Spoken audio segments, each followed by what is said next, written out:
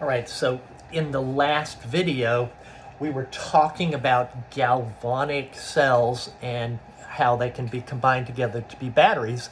And an example of a galvanic cell battery is a zinc copper battery.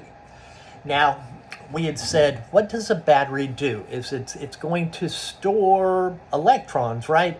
And because that's what electricity is. Electricity is the flow of electrons. So, a zinc copper galvanic battery, in this, the side, one part of it is going to have excess electrons. That's the zinc side. And the other side is needing electrons. That's the copper side.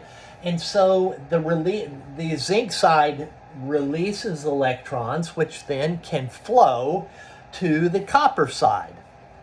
So when we talk about, this is my little depiction of one of those little square batteries like you have in your fire alarms, a 9-volt battery.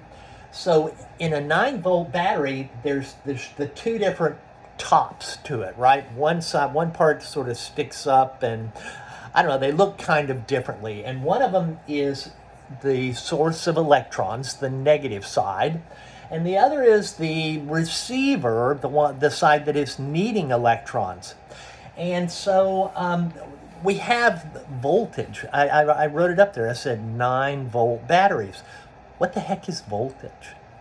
Voltage is potential. And whatever the potential is the difference in the charge between two locations.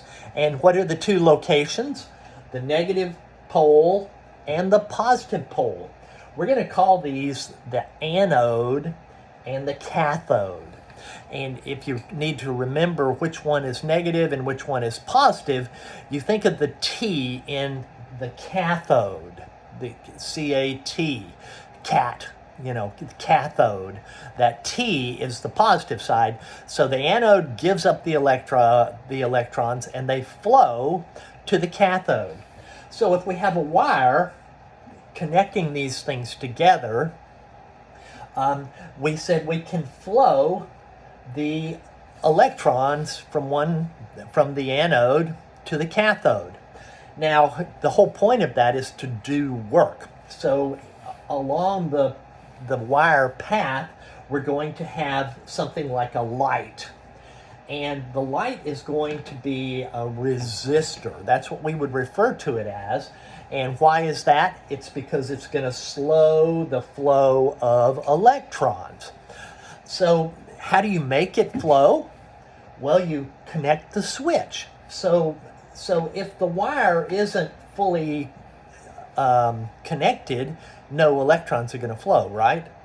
So we throw a switch, which means that we connect this side with this side, and the electrons flow. They go through the light bulb that I've drawn here, produces light, and they continue going until they come to the cathode.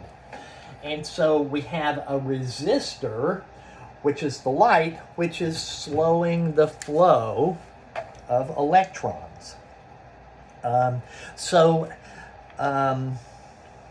Voltage, okay, I talked about that.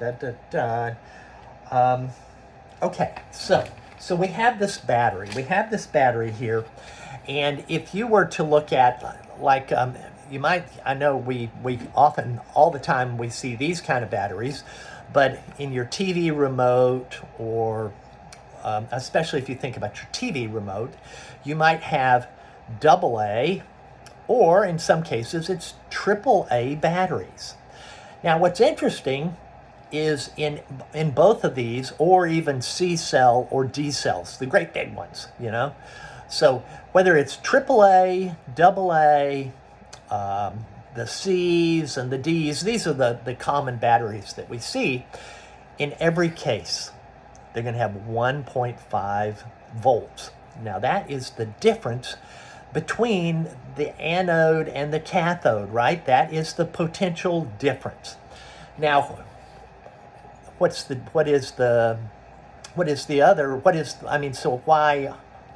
why is the D so much bigger than the AAA? And this is something called capacity. So there's a limited number of electrons. There's a limited number of electrons in those AAA batteries. In the AAA batteries, they have far fewer electrons that it can transfer to the other side. And because what happens? You're punching on that remote all the time, and eventually nothing happens, and you say, oh, I've got to change the batteries. It's run out of electrons. Well, if you had a gigantic, if you had D-cell batteries in your remote, it might be hard to hold the thing. You'd have to hold it two-handed, but you could run that thing for 10 years instead of about a year or whatever the way it is with a AAA. But it's because they have a larger capacity of electrons that can be transferred in the D cell from the AAA. And so that is what we call the capacity of the battery. Okay. We have also, so we have this flow. We had said, if we have this zinc copper battery, the electrons can flow from the anode to the cathode. But if you put it on a battery charger, nothing's going to happen. It's not designed to go the other direction. But in some cases, the chemical reaction that releases the electrons from the zinc and pass it to the copper, you can run it in reverse. And it depends on what they're made of. So nickel cadmium batteries, lithium batteries, these are all the ones that you can recharge. And what that means is that the reaction that releases the electrons can be run in reverse. And so you can then move some of those electrons from the cathode backwards to the anode. And as we said, it's a reversible reaction. So we have this battery here. We have this battery, and the one part of it has the zinc in it, and the other part has the copper in it, right? And they're separated from each other. If it was just like a big soup of that stuff there, it wouldn't go anywhere. It would just go from here to there, back and forth inside of this little container, instead of passing through the wire. So what we have is we have a separation. We have a separation between the anode and the cathode inside of the battery. And after a while, even with these rechargeable batteries, especially cell phones, you recharge them all the time. And eventually, a new cell phone like I'm using right now, I charge it every 3 or 4 days. I mean, it goes a really long time, but eventually, in 2 years or whatever, I'll be like, oh, darn it, I just charged this thing and it's already down near empty. And that's because the separation starts to break down.